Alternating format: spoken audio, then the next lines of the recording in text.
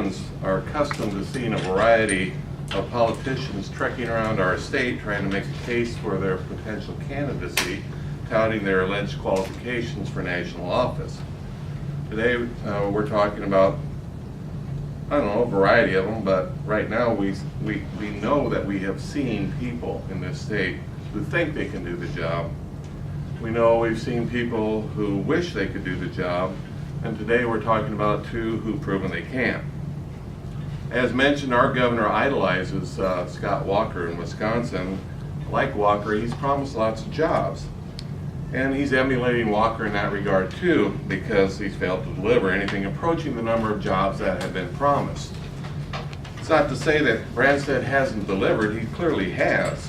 He's delivered money to Orascom, an Egyptian company that is under fraud investigation.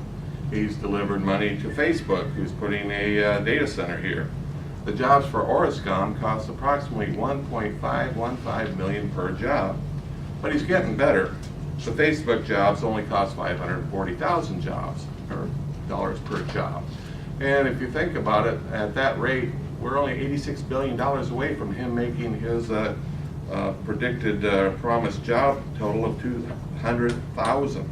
When we found out that Scott Walker was going to be speaking at the fundraiser tonight, we wanted to make sure that Iowans knew the truth about his record and about the partnership, or at least the partnership that our governor, Terry Branstad, wants to have with Governor Scott Walker.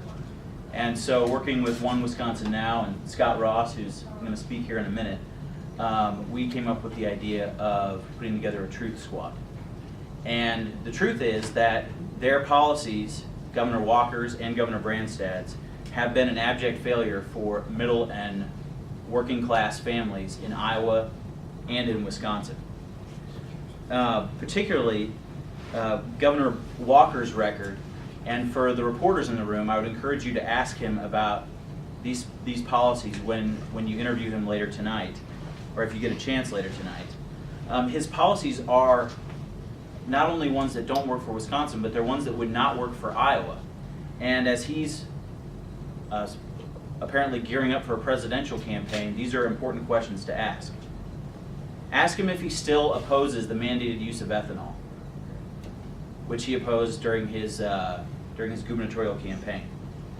Ask him if he still believes, as he did in one of his first pieces of legislation, that there should be an 1,800-foot setback rule that would effectively prevent wind power from being generated, or wind energy developments all over the state. That was reported to, it would have lost $500 million in economic development in Wisconsin if that bill had become law. Thankfully it did not. But we rely on wind energy for a lot of new jobs, a lot of economic development here, and Walker's policies would be completely contrary to that.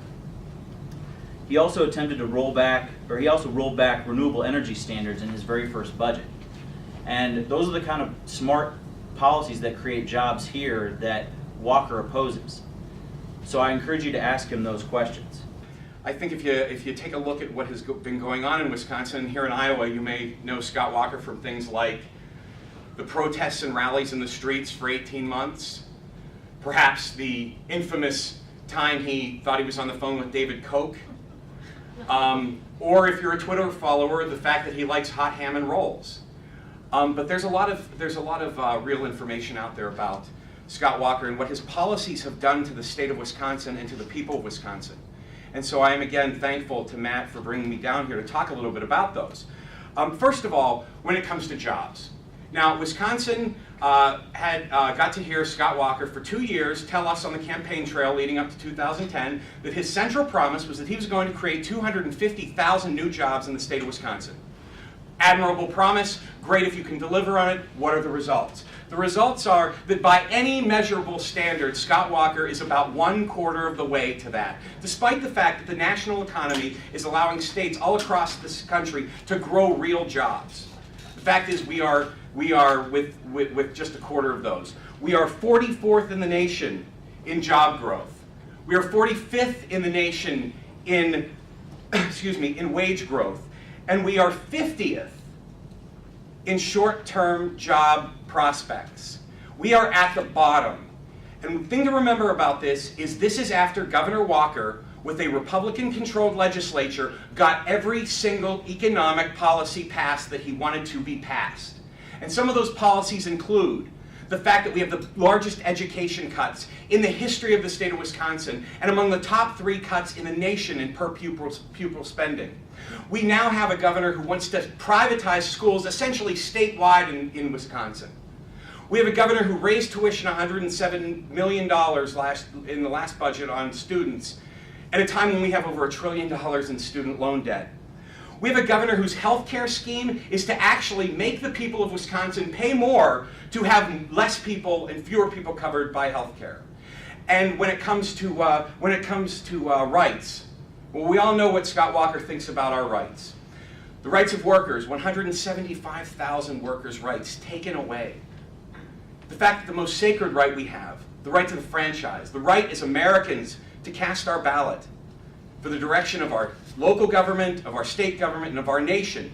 He has enacted and tried to enact some of the most restrictive policies when it comes to voter suppression and attacks on the right to vote.